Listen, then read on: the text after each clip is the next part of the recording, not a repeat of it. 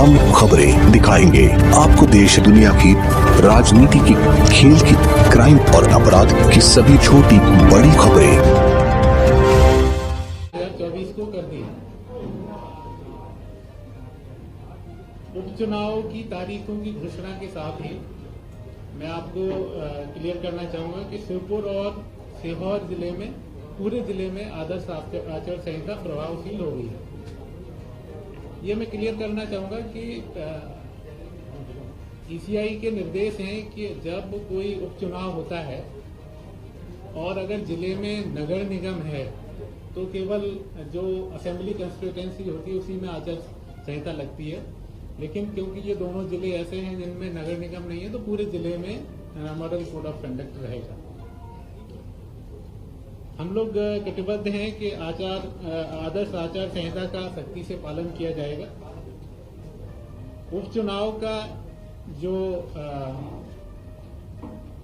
रूपरेखा है वो इस प्रकार है।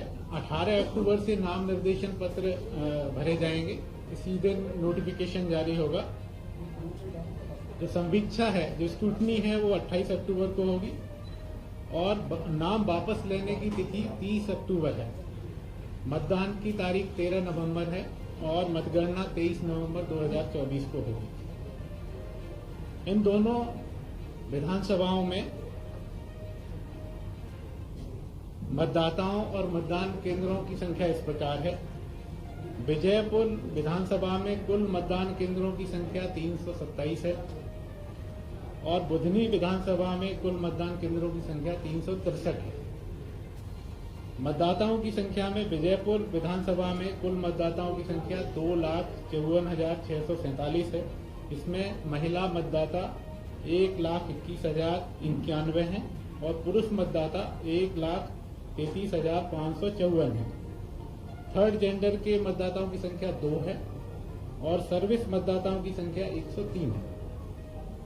इसी तरह बुधनी विधानसभा क्षेत्र में जो मतदाताओं की संख्या है, ये मतदाताओं की संख्या वो है जो वर्तमान में है और इसकी संख्या है वो 2,76,397 है। इसमें महिला मतदाता 1,33,280 हैं और पुरुष मतदाता 1,44,111 है। थर्ड जेंडर के 6 मतदाता हैं और सर्विस मतदाताओं की संख्या 194 है। यहाँ मैं आपको अवगत कराना चाहूँगा कि जो हमारे 15 तारीख तक आवेदन ऐसे पेंडिंग हैं तो उनका हम निराकरण करेंगे और आयोग के निर्देश होते हैं कि जो लास्ट दिन होता है नाम निर्देशन लेने का, तब तक हम उसको रोल को फाइनल कर देंगे।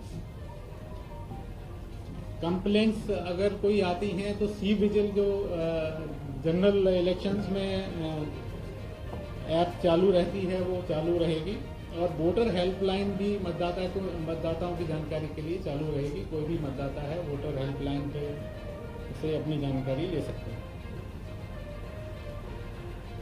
मैं फिर से एक बार पुनः बताना चाहूँगा आपको कि हमारी तैयारी पूरी है। हमारी चर्चा लगातार जिले से हो रही है और जो पर्सनल लगने हैं, चाहे वो मतदान केंद्र पे हो या पुलिस पर्सनल हो जो लॉ एंड ऑर्डर के लिए, उनका जो सूची बनाना, इसके अलावा जो दल गठित करना, उनकी तैयारी हम लोग पूरी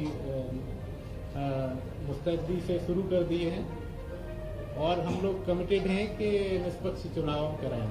धन्यवाद। सर, ये रामनिवास अब इन 2 विधानसभाओं को छोड़कर या इन 2 जिलों को छोड़कर दूसरे अन्य जिलों के लिए घोषणा या इनॉग्रेशन जैसे कार्यक्रम कर सकते हैं? जो एमसीसी है वो इन 2 जिलों में है। अभी तक ऐसे घोषित नहीं हुए हैं रामनिवास सरकार ऐसी कंडीशन में और घोषित होने दोनों की स्थिति में क्या है? नहीं, आपका प्रश्न स्पष्ट नहीं है। रामनिवास रावत और भारतीय जनता पार्टी श्योपुर विजयपुर से कैसी घोषित करती है उस कंडीशन में, और आज की डेट में जब घोषित नहीं किया उस स्थिति में दोनों जिलों को छोड़कर अन्य स्थानों पर इनॉग्रेशन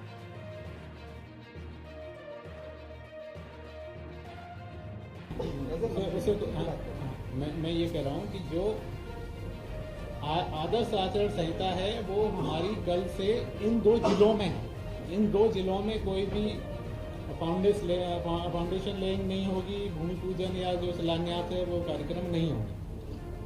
अन्य जिलों में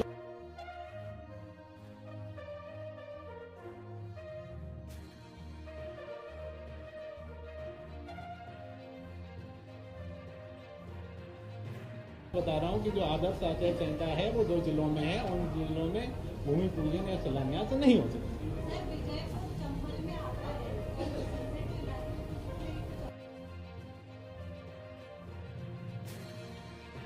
ये एक्सरसाइज हम लोग कर रहे हैं। जो वल्नरेबिलिटी मैपिंग की एक्सरसाइज हमारी 2 आधार पे होती है। एक ये होता है कि हमारी पास हिस्ट्री क्या है। पास हिस्ट्री में 2 चीजें देखते हैं कि मतदान का प्रतिशत पहले कितना रहा है, ज्यादा तो नहीं रहा, बहुत कम तो नहीं रहा, और ज्यादा कम के आधार पे हम उनको वल्नरेबल बूथ, क्रिटिकल बूथ निकालते हैं।